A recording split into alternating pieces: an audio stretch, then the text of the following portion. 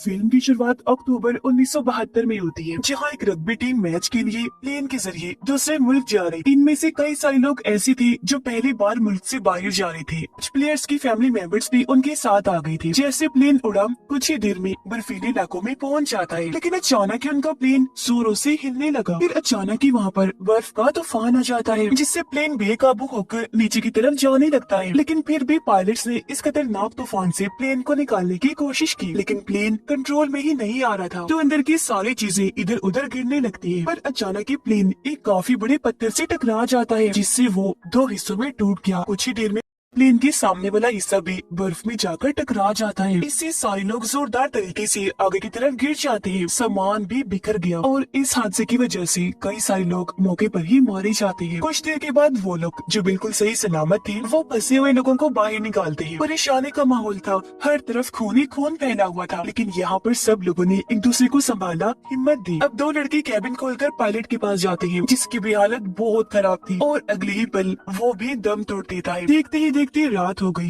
Temperature भी तेजी से गिरने लगता है, क्योंकि ठंड से उनका बुरा हाल हो रहा था। इसलिए वो प्लेन के बड़े से छेद को सामान और लाशों से ढक देते हैं। सर्दी से बचने के लिए अंदर जाकर छुप गए। सभी लोग इस हादसे की वजह से काफी दुखी, गहरे सदमे में थे। कुछ तो डर की वजह से चिल्ला भी रहे थे, तो बाकियों ने जैसे तैसे उनको सहारा दिया। अगली सुबह जब ये उठी तो देखा कि 4-5 और लोग ठंड की वजह से मारे गए हैं। अब तक तूफान भी थम चुका था, इसलिए वो लोग बाहर आ गए, लेकिन दूर दूर तक नहीं, बर्फ के अलावा और कुछ दिखाई नहीं दे रहा था। साथ ही ये जगह काफी नीचे को भी थी और वो नहीं जानते थे कि पता नहीं हम कब तक यहाँ फंसे रहे। तो जिंदा रहने के लिए वो इंतजाम करने लगे। उन्होंने सारे बैग्स और सामान को चेक किया, खाने पीने और जरूरत का सामान वहाँ से इकट्ठा कर लिया। अपना सारा काम खत्म करने के बाद वो एक जगह पर बैठ जाते हैं। उन्हें खाना दिया गया, जो वो खाते तो है, लेकिन साथ में ये सोचकर परेशान हो रहे थे कि हमारे पास थोड़ा सा खाना है, जो न जाने हमें कब तक चलाना होगा। अब अचानक वहाँ से एक प्लेन गुजरने लगता है। इन लोगों में एक उम्मीद उठी, इसलिए वो जोर जोर से चिल्लाने लगते हैं ताकि प्लेन इनकी आवाज सुनकर रुक जाए। लेकिन इसका कोई फायदा नहीं हुआ, क्योंकि प्लेन काफी दूर था, तो वो ऐसे वहाँ से चला गया। अब तीसरे दिन एक लड़के नैंडो को होश आ गई। नैंडो की हालत बहुत खराब थी, चेहरा भी बिगड़ गया था, लेकिन फिर भी जैसे तैसे वो रेंगती हुई अपनी बहन के पास चला जाता है। बहन की हालत भी बेहद खराब थी। जब नैंडो उससे अपने मॉम डैड के बारे में पूछता है, तो उससे पता चला कि उनकी तो मौत हो गई है। इससे दोनों बहन भाई काफी दुखी हो जाते हैं। अब पीने के लिए इनको पानी चाहिए था, तो बर्फ पिघलाकर ये उसका पानी बनाते, जैसे तैसे पीकर गुजारा करती है। साथ ही बैग से उन्होंने बाहर एक्स का निशान बना दिया, ताकि जो भी यहाँ से गुजरे वो ये निशान देख ले, तो वो लोग समझ जाए कि यहाँ पर लोग फंसे हुए हैं जिनको मदद की जरूरत है। अब अगले दिन एक और प्लेन आया, लेकिन वो भी इनकी मदद नहीं कर सकता था, क्योंकि काफी दूर था, जिससे ये लोग समझ गए कि गवर्नमेंट को पता ही नहीं है कि इस वक्त हम कहाँ हैं। इसलिए गवर्नमेंट प्लेन्स को यहाँ भेजने की बजाय अलग अलग जगह पर भेज रही है, क्योंकि उन्हें इन लोगों की एग्जैक्ट लोकेशन पता ही नहीं है। अब तभी इन्हें याद आया कि प्लेन के पिछले हिस्से में कुछ बैटरीज थी, तो हो सकता है कि उनकी मदद से हम प्लेन का रेडियो चला सके, जो इस वक्त खराब हो गया है। तो अब इस वजह से ये उस हिस्से को ढूंढना चाहती थी। जैसे ही ये थोड़ा ऊपर गए, इन्होंने देखा कि जो हमारा प्लेन तबाह हुआ है, वो जगह तो यहाँ से दिखाई नहीं दे रही। तो यही वजह है कि किसी भी प्लेन ने हमारी तरफ नहीं देखा। जाहिर है इस वजह से कोई भी हमारी मदद के लिए नहीं पहुँच सकता। अब ऊपर की बर्फ खिसकने लगी, तो इन्होंने वापस लौटने का फैसला किया। अब ऐसे ही दिन गुजरते गए और एक हफ्ते के बाद इनका सारा खाना खत्म हो जाता है। अब इस इलाके में न तो जानवर थे और न ही कोई पेड़ पौधे जिनको खाकर वो गुजारा कर सकते, इसीलिए पत्थरों पर जमी हुई काई ही खाकर गुजारा करती है। लेकिन उसका जायका भी बहुत कड़वा था। भूख से तंग आकर नैंडो कहता है कि अगर मुझे लाशों का मांस भी खाना पड़ा तो मैं वो भी खा जाऊंगा। उसकी इस बात पर कुछ लोग राजी हो गए, जबकि कुछ लोगों की इस बात को लेकर आपस में बहस छिड़ गई। टाइम के साथ साथ उनकी भूख इतनी बढ़ गई कि वो अपने जूते, उसके लेसेस, यहाँ तक कि सिगरेट्स भी खाने लगती है। अब अगली सुबह जैसे हुई नैंडो देखता है कि उसकी बहन ने भी दम तोड़ दिया। वो बहुत दुखी था कि मॉम डैड के बाद आज मेरी बहन भी चल बसी। ये देखकर एक लड़का काफी दुखी हो गया। वो अपने मॉम डैड के लिए खत लिखता है। ऐसे फिर इन्हें 21 दिन हो गए। इनमें से कुछ लोग तो भूख की वजह से पागल हो रहे थे, वो कुछ भी खाने को तैयार थे, इसलिए बाकियों ने उनकी हालत देखकर उन्हें लाशें खाने की इजाजत दे दी। फिर कुछ लोग बाहर गए, कांच के टुकड़ों से लाशों का मांस काट कर खाने लगते हैं। और अब सिर्फ यहाँ 5 लोग ही ऐसे थे जो लाशों का मांस खाना नहीं चाहते थे, क्योंकि उनका मानना था कि हम कैनिबल आदमखोर कभी नहीं बनेंगे, बल्कि उससे बेहतर मरना पसंद करेंगे। कुछ देर के बाद खोजने पर इन्हें बर्फ में एक बैग मिला। अंदर चेक करने पर इन्हें रेडियो मिलता है। इन्होंने अपना अपना दिमाग लगाकर वहाँ एंटीना बनाया और अब जैसे रेडियो सुना इन्हें पता चला कि गवर्नमेंट ने इनको ढूंढने के लिए 60 से ज्यादा बार प्लेन्स भेजे थे, लेकिन कोई भी इनको ढूंढने में कामयाब नहीं हुआ। तो इसलिए गवर्नमेंट ने ये समझ लिया कि प्लेन तबाह हो गया और वो सारे लोग मारे गए। ये सुनकर वो बहुत दुखी हो जाते हैं। यहाँ उनकी हिम्मत जवाब दे रही थी। तो बचे हुए 5 लोगों को भी अब मांस खाकर ही गुजारा करना पड़ता है, क्योंकि ये सुनने के बाद अब वो सारे लोग जान चुके थे कि अब हमें बचाने के लिए कोई नहीं आने वाला। कुछ देर के बाद प्लेन का पिछला हिस्सा ढूंढने के लिए फिर से 3 लड़के निकल जाते हैं। थोड़ा चलने पर इन्हें टूटा हुआ मलबा मिला, कुछ लाशें भी। चलते चलते क्योंकि इन्हें रात हो गई थी तो सोने की वो कोशिश करते हैं, पर सो ही नहीं पाते क्योंकि रात भर वहाँ पर बर्फ का तूफान आता रहता है। अगली सुबह जब ये उठे तो पूरी तरह बर्फ से ढके हुए थे। अब जिंदा तो थे लेकिन हालत बहुत खराब थी। एक को नजर नहीं आ रहा था जबकि बाकी तो बहुत कमजोर हो गई थी। इसलिए अब वो चारों लोग मलबे में बैठकर वापस नीचे आ गए। ये खौफनाक नजारा देखकर वो लड़का जिसने अभी तक मांस नहीं खाया था वो भी चुपचाप मांस खा लेता है।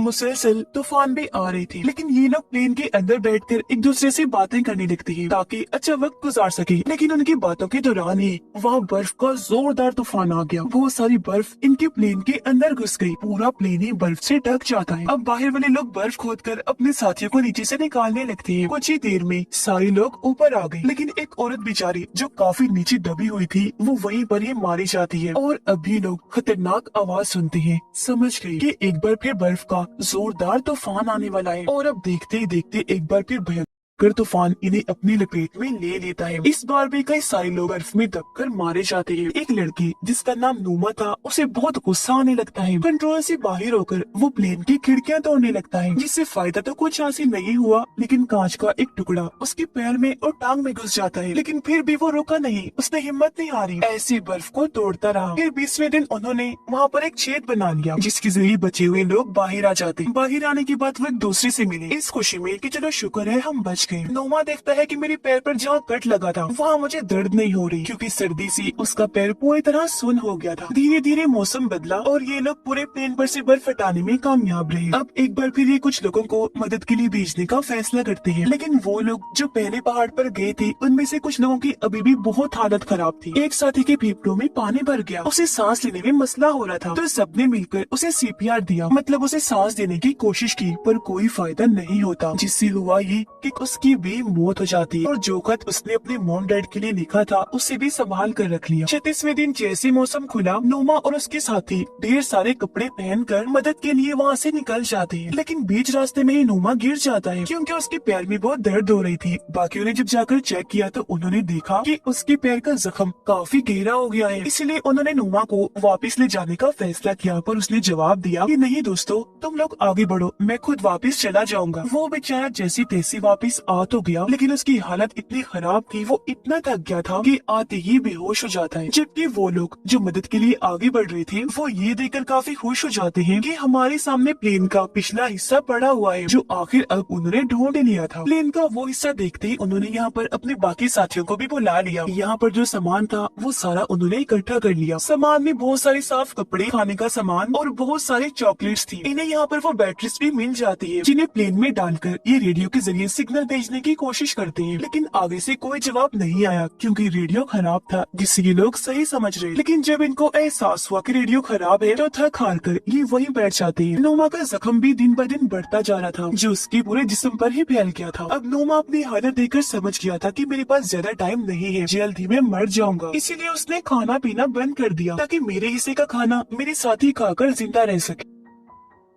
इस बार उन्हें प्लेन के पिछले वाले हिस्से से काफी बड़ा वाटरप्रूफ कपड़ा मिला जिसमें पानी नहीं जा सकता था, तो उसे जोड़कर सीकर किसी तरह उन्होंने काफी बड़ा स्लीपिंग बैग बनाया जिसके अंदर जाकर ये आसानी से सो सकते थे। फिर इन्होंने छोटे रेडियो में खबर सुनी कि हालांकि इन्हें यहाँ पर फंसे हुए 58 दिन हो गई है, लेकिन अब भी एयरफोर्स उन्हें ढूंढने के लिए एक आखिरी प्लेन भेज रही है, इस उम्मीद के साथ कि अगर ये लोग जिंदा हैं तो एयरफोर्स को मिल जाए। ये सुनकर कुछ लोगों ने कहा कि मदद के लिए हमें ऊपर जाना होगा। अब नोमा इनसे काफी दुख भरी आवाज में कहता है कि सुनो मेरी बात दोस्तों, अगर मैं मर जाऊं तो मुझे खा लेना, क्योंकि अगर तुम सब में से एक भी जिंदा बच गया ना तो मेरी और हमारे बाकी साथियों की मौत जाया नहीं जाए। इतना बोलते ही उसने दम तोड़ दिया। उसके हाथ में एक नोट था जिस पर लिखा हुआ था, दोस्तों तुम्हारे लिए मरकर मैं इमोर्टल बन गया हूँ, मतलब मरकर भी मैं जिंदा ही हूँ। उसके ये अल्फाज सुनकर सारे लोग काफी दुखी हो गए, मगर साथ साथ उनके अंदर हौसला भी पैदा हो गया था। इनके कुछ साथी फिर से मदद के लिए निकल जाते हैं और अब आखिर वो पहाड़ की चोटी पर पहुंच जाते हैं। पर वो ये देखकर काफी हैरान रह गए कि अभी तो और भी काफी लंबा सफर पड़ा हुआ है, इसलिए वो लोग यहाँ पर बैठकर सोचने लगते हैं। उन्हें ख्याल भी आया कि हम वापस चले जाते हैं, लेकिन क्योंकि वो अपनी हिम्मत टूटने देना नहीं चाहते थे तो कैसे भी करके आगे जाने का फैसला करते हैं। अब इनकी मेहनत रंग ले आई थी, क्योंकि कुछ दूर चलने पर इन्हें साफ पानी की नदी भी मिल जाती है, जिसमें से ये खूब पानी पीकर अपनी प्यास बुझाते। तभी अचानक कुछ दूर घोड़े पर सवार इन्हें एक आदमी नजर आया, जिसे देखकर ये खुशी से पागल हो जाते हैं। ये मदद के लिए चिल्ला रही थी, लेकिन आदमी उनकी बात को समझ नहीं पाता, इसीलिए वो एक कागज और पेन को इनकी तरफ फेंकता है। तब इन लोगों ने अपनी पूरी कहानी लिखकर उससे मदद मांगी। वो आदमी कागज को लेकर फौरन भागा, शहर में आकर ऑफिसर्स को दे देता है। तब इस बारे में फौरन एयरफोर्स की रेस्क्यू टीम को बता दिया गया ताकि उनकी मदद को वो लोग जा सके। अब वो आदमी फिर से नैंडो और उसके दोस्त के पास आ जाता है, उन्हें अपने घर लेकर गया और ढेर सारा खाना खिलाता है। कुछ ही देर में ये पूरा इलाका रिपोर्टर से भर गया, जो उन दोनों से कई तरह के सवाल करते हैं। अब इनके वो साथी जो बर्फीले पहाड़ों में फंसे हुए थे, वो भी रेडियो के जरिए ये खबर सुन लेते हैं। जब उन्हें पता चला कि हमारी मदद के लिए यहाँ लोगों को भेजा जा रहा है, तो उन्होंने अपने हाथ मुंह धोए और सारा सामान पैक कर लिया ताकि यहाँ से निकल सके। और अब आखिरकार 71वें दिन हेलीकॉप्टर्स नैंडो और उसके दोस्त के जरिए यहाँ पर आ गए बचे हुए लोगों को बचाने के लिए। हेलीकॉप्टर्स को देखकर सारे लोग खुशी से झूम उठते हैं और इस तरह बचे हुए 16 लोगों को